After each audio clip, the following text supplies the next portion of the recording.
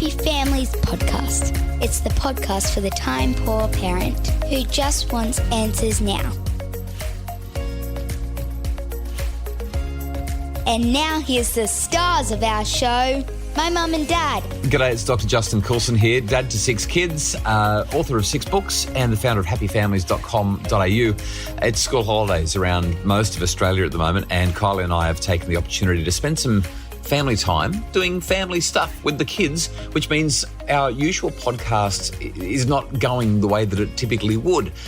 We hope that you're getting some time out with your family as well. However, we wanted to keep the podcast going in some fashion, and so we're sharing some highlights from great conversations we've had with people over the last 6 months. If you're new to the podcast, please continue listening, because some of the highlights that we've got for you are just so rock solid and so fascinating. Like today, we're talking at a Parenting in Perspective interview series that I recorded last year, and on episode 121, I spoke with Dr. Kathryn Modecki, and she shared with us the results of a study on the effects of phone usage on our children and families. I started asking Karen about the inspiration behind the study.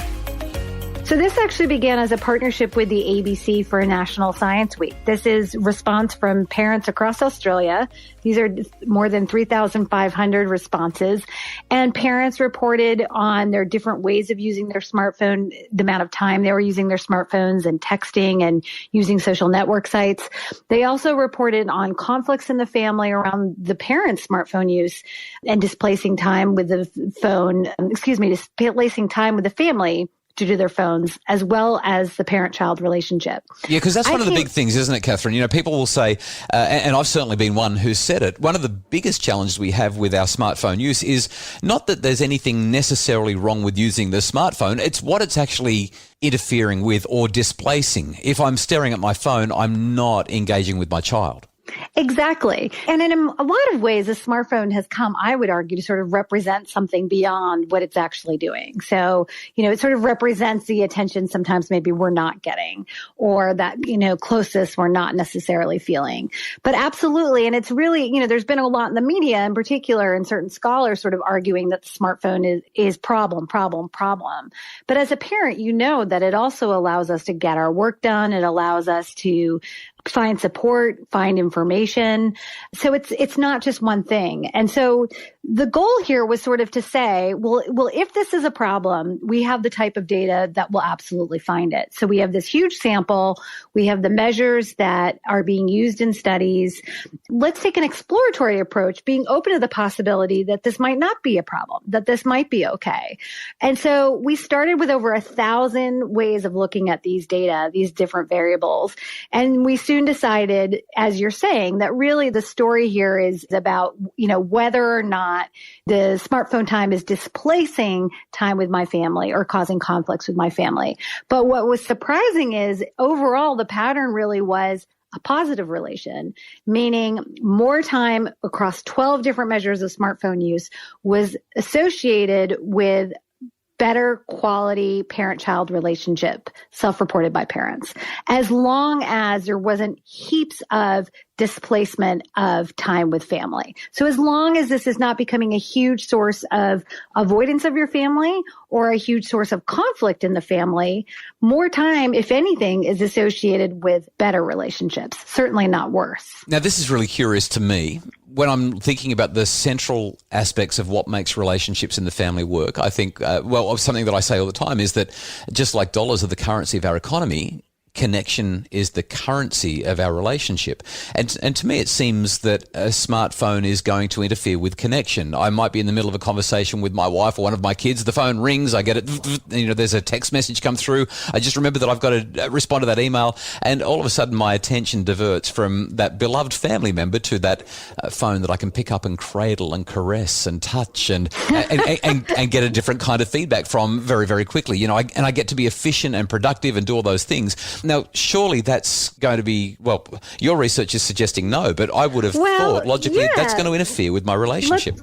Let's talk about it. So interference with your relationship is different than smartphone use. And so one of the issues is that in the literature, the title will say smartphone use is associated with, problems. But if you look at what's being measured, it's that disruption, which you're talking about. So two things. First of all, there's different ways to be using your phone. So you can be texting or on a phone call and you can still have eye contact. You can still be sort of giving that attention if your child's on the sports field or on the playground while still dealing with other things that would normally take you physically away from the child. So we did find a difference in terms of immersive forms. So if you're just scrolling social network sites and very, very immersed, the effect is not as positive when compared to, for instance, phone calls. So that's one.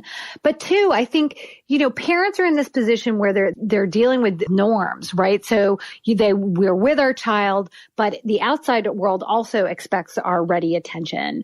And so it's sort of navigating that. It's sort of choosing your time, I would say, in terms of when your child needs you. But I'm also going to counter with the fact that exactly a warm and supportive parent-child relationship, give good communication with your child, and a parent not bringing stress over into the parent-child relationship. And there are ways that smartphones can actually support that, right? So I can reach out to family. I can find information.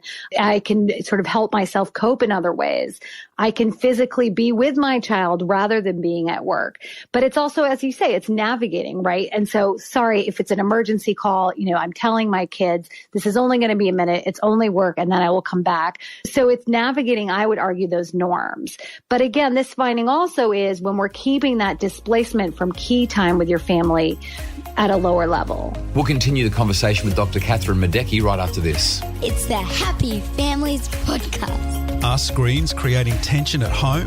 Tweens, Teens and Screens is a webinar to guide families to healthy, safe super screen solutions. Buy it today at happyfamilies.com.au/shop. It's the Happy Families Podcast, the podcast for the time-poor parent who just wants answers now. My name's Dr. Justin Coulson, and we're continuing a conversation with Dr. Kathryn Modecki, a psychology researcher who looks at the way our technology use interacts with our families. So I'm really curious about how there is that positive relationship between warmth and smartphone usage, so long as it's not interference. Okay, so interference seems to be the key word. If I'm doing something and the duration of the call is lengthy and I'm being interrupted and it's getting in the way of my relationship, then that doesn't have any redeeming value or quality at all.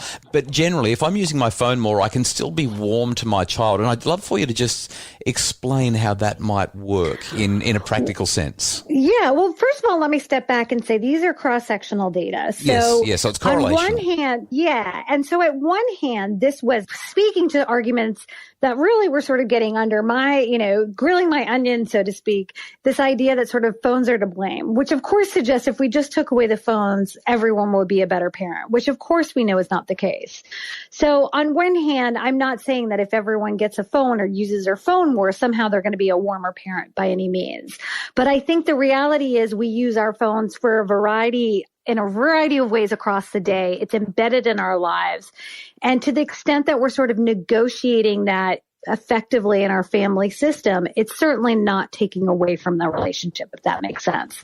I would also say, in terms of, we know that, for instance, moderate amounts of online coping, so using the phone to get information, for short-term distraction to bring you down when you're stressed, for reaching out for support, we know in other research that can be really effective for coping with stressors. So on one hand, I suspect having that connection is helping me be a better parent. I think also these parents are also probably navigating very well or better than others in terms of that family dynamic that, okay, when I need to be on the phone, it's not speaking and not wanting to spend time with you. I need to do this and then I'm back with you, if that makes sense. Yeah, it sounds like what the study's doing is giving credit to parents for being able to be selective around when they're using their devices and when they're not. So you used the example before, if your child's on the sport field, you don't have to pay attention to the cricket game for the next 4 hours. You can just look up every now and again and clap your hands and say, well done, well bowled, and then get back to your emails or the book that you're reading. Like you said, it's not just smartphone technology. If we got rid of the smartphones, parents would still be reading books. They'd still be watching television. They'd still be distracted with any number of other things. The other thing that I was going to say is just this idea of it being cross-sectional or correlational research. So there's a correlation between warmth and smartphone use. That is, it could be argued that parents who are using their smartphones more tend to be warmer, but it could also be that warmer parents tend to use their smartphone more. In other words, if you're the kind of person who is social and amenable and nurturing in relationships offline, you're probably going to be doing that online as well, not just with your family, but with your friends and with that social network that exists inside the device. Yeah, that's a good point, as long as the displacement is low. So actually, if we just look at time with parenting, surprisingly, we found almost no relationship, which is interesting because that's not sort of what, we've taken as law that, straight smartphone use was associated with problems in the family. But you're absolutely correct. You could interpret that two ways. So when you look at this study and sort of pull out the real take-homes, what encouragement would you give to parents when it comes to the choices that they're making around having devices active and usable at the same time that family members might be around? Well, first of all, this is something we're all dealing with. And I'm sure you say this to parents as well, that I don't think guilt and parenting go together very well at all. I think it's counterproductive. The reality is smartphones are in our day-to-day life, right? And so letting ourselves off the hook about, what it's about is, as you would be saying to parents as well, it's about warm relationships. It's strong communication. It's reducing the stress spillover with kids. It's being available at times that are ultimately, necessary to be there. So it's making smart choices, but also taking care of yourself as a parent and communicating with your kids and partners, those around you, why you're on the phone, when you're on the phone, and making it clear that it's not due to sort of not being interested in your child, and making it clear you are available at key times. Yeah, great. I love that. So just to summarize, make sure that I didn't miss anything. There are some times where you really want to make sure that you're available and get the phone out of the environment so you can connect and can concentrate. Sometimes are simply more important than others. But secondly, make sure that you're utilizing your devices in a way that is restorative and regenerative for you so that when you put the device down, you can actually be at your best for the people that you love the most. Absolutely. That's Dr. Kathryn Modecki. You can hear our full interview on episode 121 of the Parenting in Perspective podcast series. And tomorrow, Kylie and I back with a new episode of the Happy Families podcast. We look forward as well to giving you a whole new bunch of episodes as soon as the school holidays are over. If you're enjoying the podcast, we'd love it for you to jump onto the Apple Podcast app. Leave us a rating and review. The ratings and reviews are the way that other people find out about the podcast. Apple prioritizes podcasts that get lots of ratings and reviews, especially the 5-star ratings. The Happy Families podcast is produced by Justin Rulon from Bridge Media. Our executive producer is Craig Bruce, and we just love doing everything we can to help your family be happier. If you'd like more info about how your family can be happier, keep listening to the podcast or visit us at happyfamilies.com.au.